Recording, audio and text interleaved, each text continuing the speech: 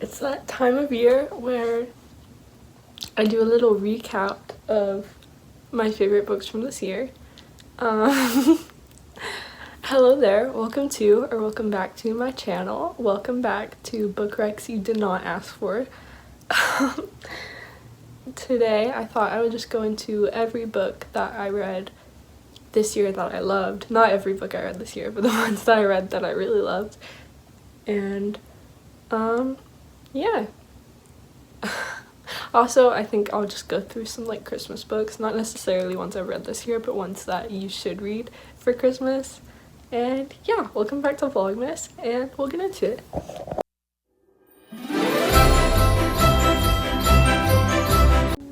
Starting off strong with Christmas books you should read this year. First off, you should definitely. This one, I don't even know if this counts as a Christmas book.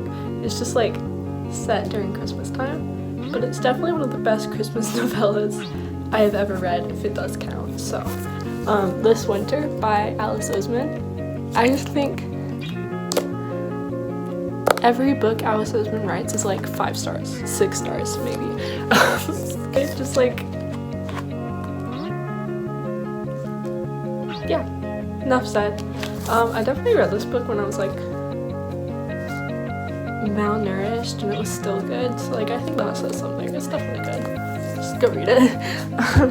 Next, I think you should definitely read Rachel Lipcott and Allison Derrick's book from last year called Make My Wish Come True. Tell me why. This is a Christmas book and it made me bawl my eyes out.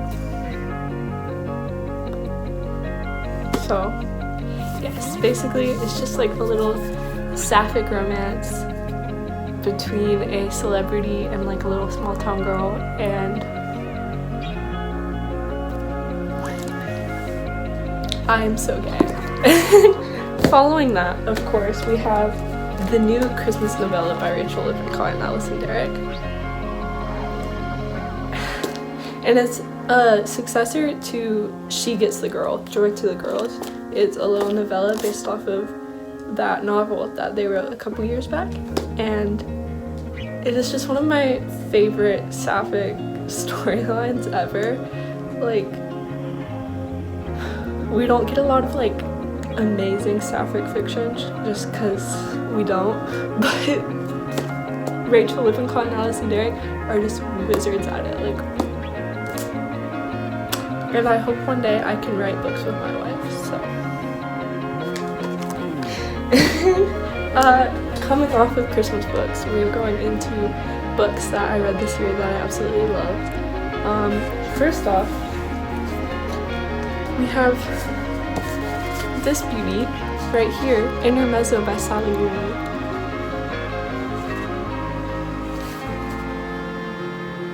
Y'all. It's like Sally Rooney, every time she writes a book, she like, I don't know, enhances it with like witchcraft or something. Like, what is this?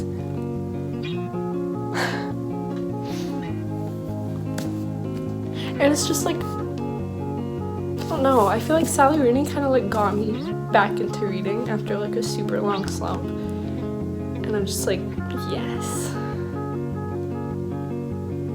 I'm not doing a very good job explaining these books, but basically this book is about 2 brothers who kind of had a falling out and they're not speaking anymore, and it's kind of like they fall in love, they meet up again,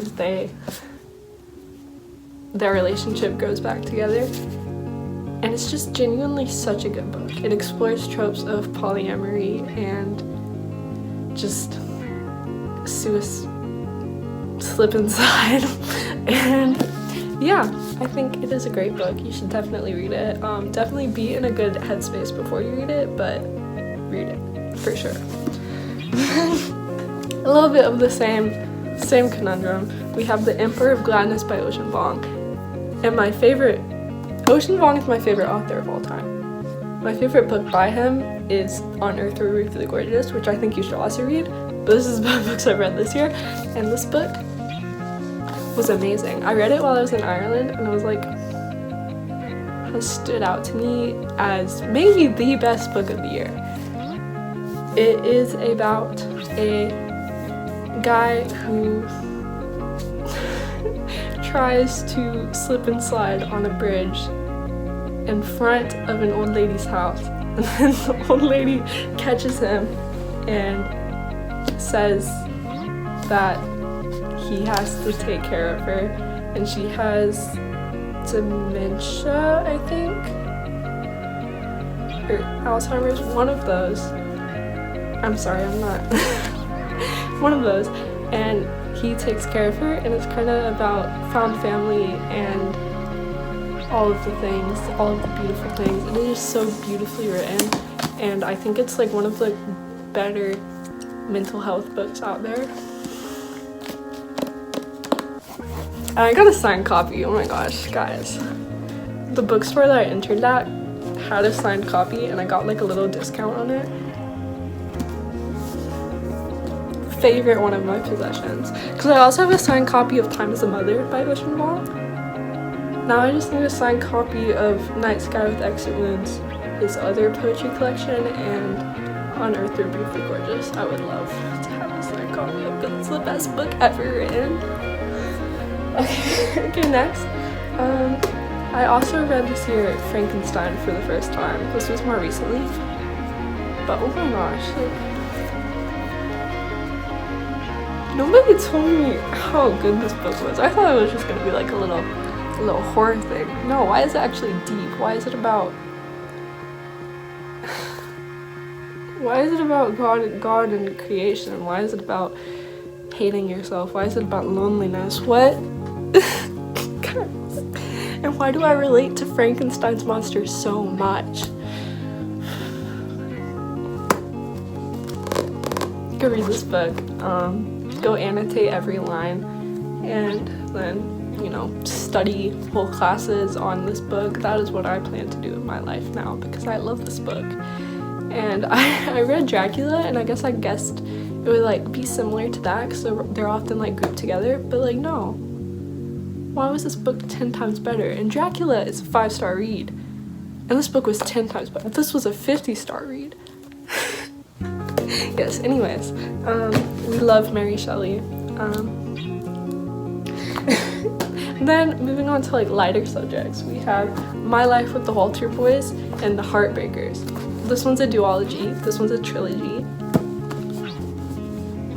I read both of these series this year, and I thought, okay, so I watched the Netflix show for My Life with the Halter Boys, and it was like silly, it was like drama, it was like The Summer I Turned Pretty.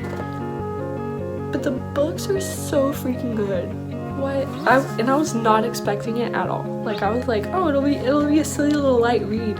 But no, I was actually like sucked in, and it feels like you're like cozy when you're reading this book. Like, it makes me feel safe to read Ali Novik's books. Like, sipping a little tea, having a little blanket, lighting a candle, and reading these books is free therapy. Well, it's not free because books cost money, but it is therapy. Next up, okay, so this book, my friend bought for me for my birthday. Welcome back to me yapping about sapphic romance. Loverbirds is the best representation I've ever read of neurodivergence, and it's a lesbian romance. So 5 stars. Basically, it's about this ADHD girl who has an enemies to lovers with a new girl in town, and also super good neurodivergence representation. But my one like nitpicky thing about this book is like, why are like the queer main characters, everybody's like, oh, Lily. That's not the name of the character in this book, but that's my sample name. Lily, you're the straightest person I know, and then Lily's like blue hair and pronouns. Like, that's my one thing about this book. Like, other than that, this is top 10 book. Then, okay, so I may have been convinced to read this off of BookTube Jack Edwards. This book, Hamnet. Also, there's a movie now. I haven't seen the movie yet, but I've heard it's good. This book is so good. If you don't know, this book is about Shakespeare's son, but it never mentions Shakespeare by name. And about Shakespeare's son, and after the death of Hamnet, who is Shakespeare's son, the grief that their whole family suffers after it. I don't know why I'm smiling like that. This is a really heavy book, but like, it is so good. And I gave it 5 stars, so. This is why you should take recommendations from BookTube. Yes, okay. Okay, these books are actually like, I wouldn't say hidden gems, but they're by a very popular author, but they're like underrated books by the author. We have Imogen, obviously, and Amelia, If Only, by Becky Albertalli. This is a newer series. Well, it's not like a series, but they're like in the same universe by this author. And I haven't actually read any of their other books, but I plan to now because these were both 5 stars. They're both set in college and they are sapphic romances, and the characters are just like so immaculately written. Like the character growth, the like deep, like they're 4D characters. And I love these books so much. This book, I guess, got the Stonewall Honor Award thing. Well deserved, actually. And Amelia, If Only, is rather new.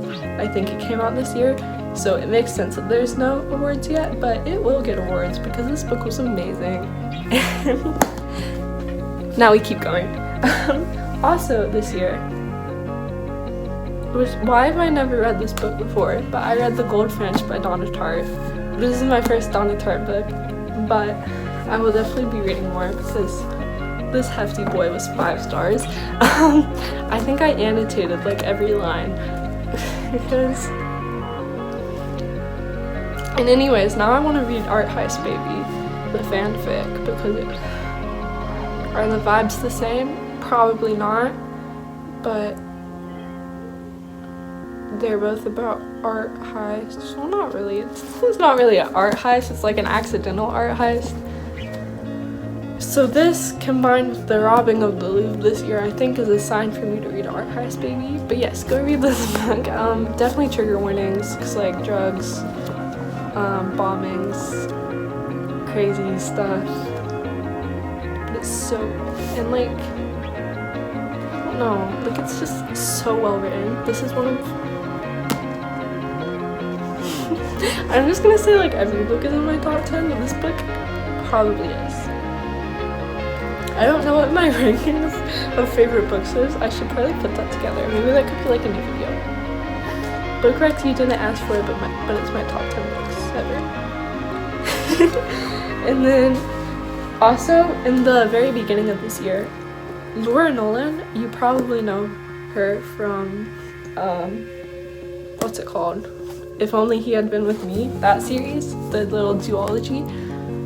And those books are really popular, but I feel like this one came out way before them, and it is so good. This book is called The Song Is Not For You. I just love Laura Nolan's writing, like the like simplicity but like meaningfulness is like so powerful, and she just like has a way to like make you feel so depressed off of like 5-word sentences, and that is amazing. And this book explores tropes of polyamory and also music snobbery, which I think is amazing. I love a good music snob in a book. That is everything. It's just me in book form. But yes, I love her books. I hope more come out soon. Maybe not in the If Only He Had Been With Me series. I'm kind of sick of this series. Hot take, but like, the first book was enough. The first book was 5 stars. The second book was like 3 stars. So if it continues to like decrease at that rate, the next book will be 1 star. So like maybe we should move on to a different series. But also, this book is amazing. 4 stars, 4.75 stars probably. And then finally, I read this book in the hospital, but it was amazing nonetheless. Voice of the Ocean by Kelsey Empesiche.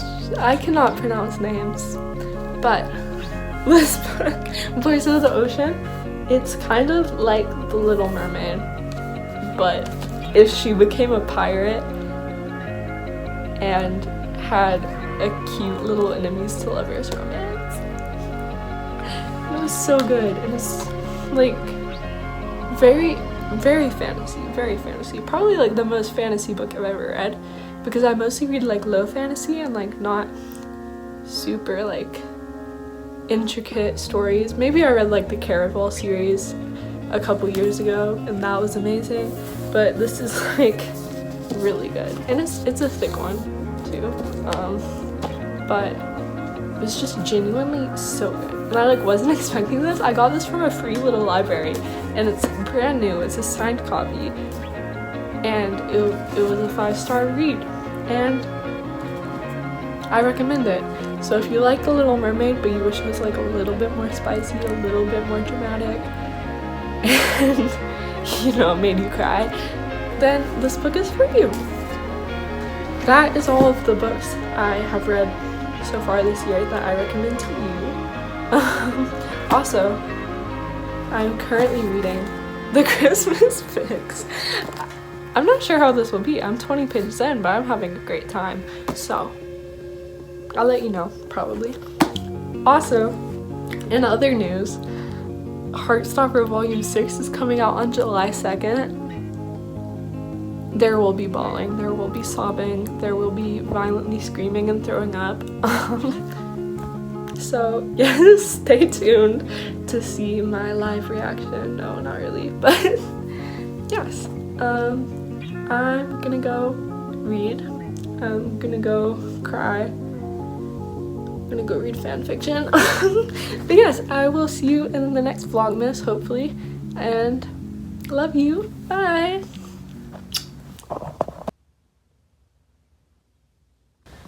I now have to put all of these books back on my shelf.